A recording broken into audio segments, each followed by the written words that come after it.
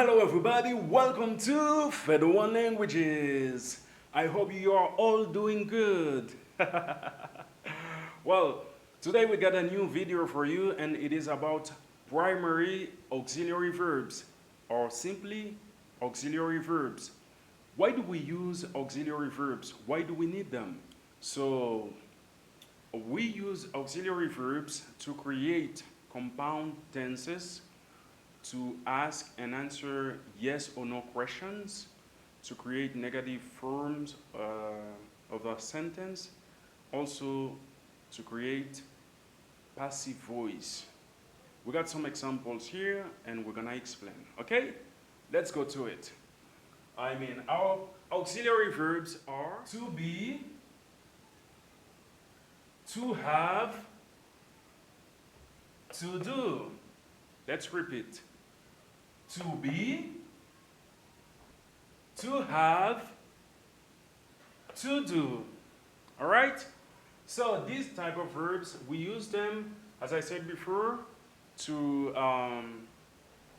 conjugate verbs in compound tenses, also to create a negation form of a sentence, also passive voice to answer yes or no questions, whatever. So we got the first example here with to be. Let's see this example. I am learning Portuguese. I am learning Portuguese. This is a continuous tense of the verb learning. Why? Now we have the verb to be and present tense here before, and this one ending in ing makes it a verb in continuous tense, lo que llamamos en español gerundio, ¿no?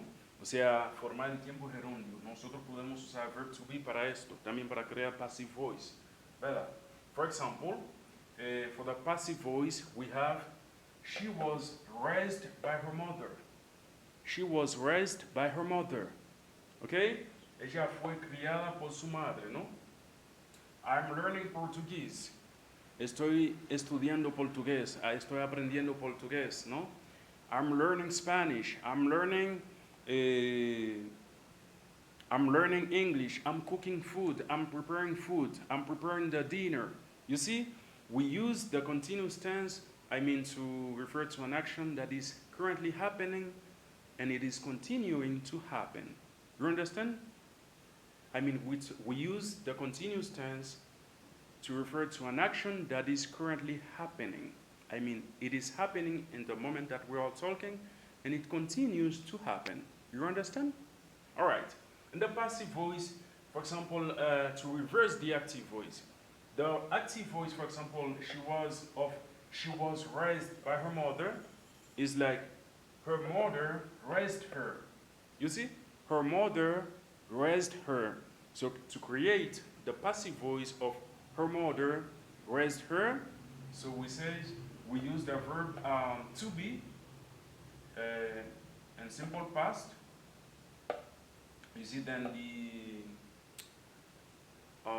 the past participle of the verb raise, for example, and it says she was raised by her mother. Okay? O sea, nosotros para usar la forma pasiva, en español usted entiende eso, ¿verdad? Que es una forma activa de una oración, la forma pasiva de la oración, ¿verdad que sí? La gente en la comunicación lo utiliza mucho, ¿verdad? Que 5,000 personas han sido afectadas por la tormenta, etc.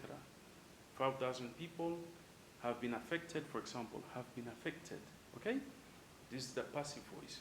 It means la tormenta como afectó 5,000 personas. 5,000 personas han sido afectadas o fueron afectadas. You see, this is the passive voice versus the active voice, okay, of a sentence. All right, so let's continue with the next example. The next example, to have. We use to have to create the compound tense, the past tense, and past perfect tense. All right, so let's see. Have you tried to call him? Have you tried to call him? Have you tried to call him? ¿Has intentado llamarlo? You see? Yes, I have tried calling him. Yes, I have tried to call him. You see? Okay. So the next one here. Also, we can create a passive voice of the past perfect tense. Let's see. He had been given a second chance. Let's repeat. Let's read it back. He had been given a second chance. He had been given a second chance. He had been given a second chance. You see, esa persona le había sido otorgada una segunda oportunidad, for example. You see, he had been given a second chance. A second chance was given to him, for example. You see? Or we gave him a second chance. But this is a passive voice of, they gave him a second chance. Okay? He had been given a second chance. This is a passive voice sentence. You understand? All right. So let's continue with the verb to do. Anytime you need to create a negation sentence, we need the auxiliary verbs to do and also to ask question. Let's see the example we have here. How did you hear about us? How did you hear about us? How did you hear about us? Well, I heard about you. ¿Verdad? ¿Cómo fue que escuchaste hablar de nosotros? ¿Cómo supiste de nosotros? How did you hear about us? How did you hear about us? How did you hear about our company? Seguramente has escuchado eso, ¿no? ¿Cómo supiste de nuestra compañía? Algo así. Yes, so I heard about you. Entonces, I did está al pasado, ¿verdad? I did, you did, etc. She did. Si entonces la pregunta se usó con did al pasado como auxiliar, tu respuesta debe conjugar el verbo principal al pasado también. How did you hear about us? Well, I heard about you through a friend, that knew that I was looking for a job, for example, something like that. The next example is a negation of a sentence, all right? Mariana does not like coffee. Mariana does not like coffee. Shame on her. You see? Mariana no le gusta el café. Mariana does not like coffee. But we can say Mariana doesn't like coffee. You know, you can use the contracted form of does not. Does not is doesn't. Okay.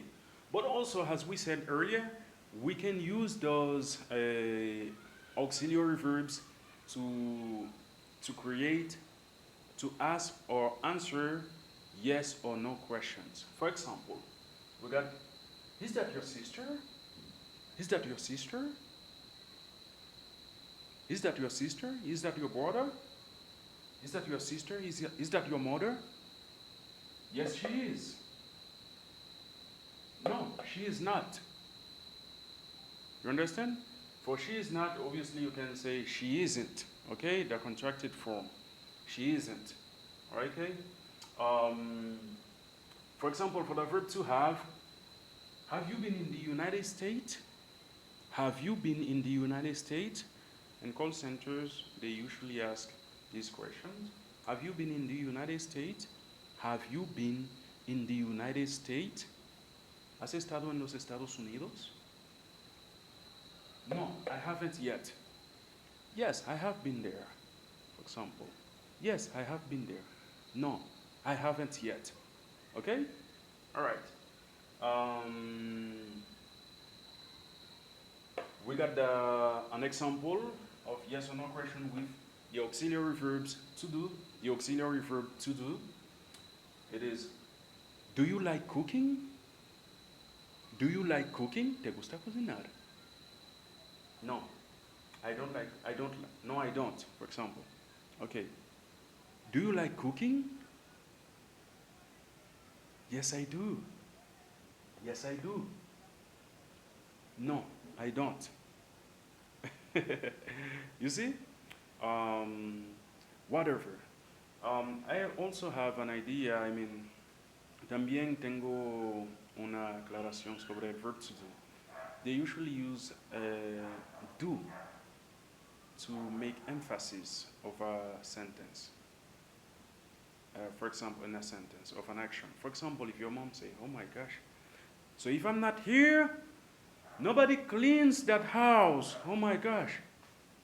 Quizá porque limpiaste, pero no limpiaste muy bien, pero limpiaste. Entonces, ¿qué tú le respondes a tu madre? But mom, I did clean the house. I did clean the house. Look at this mess.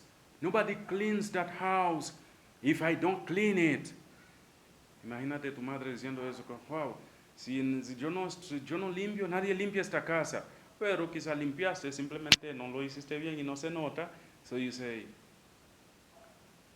Mom, I did clean the house.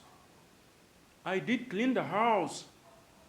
O sea, ahí entonces usamos de forma afirmativa el verb to do to make emphasis.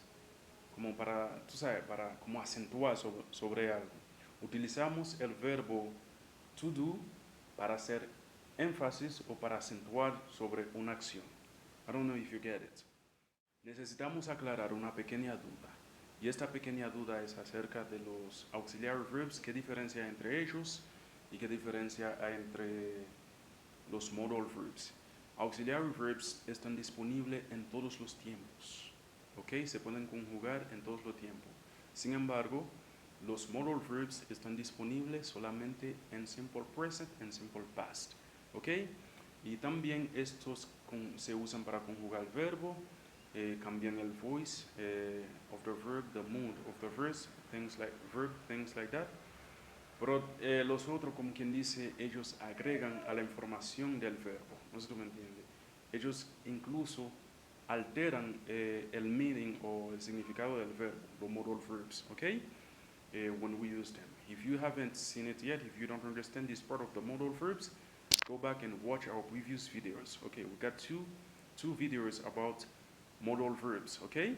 You can go back and take a look at them. All right. Aquí le tenemos un regalito a continuación. Thank you so very much for watching. All right, see you next time. God bless you. Please react, share and subscribe.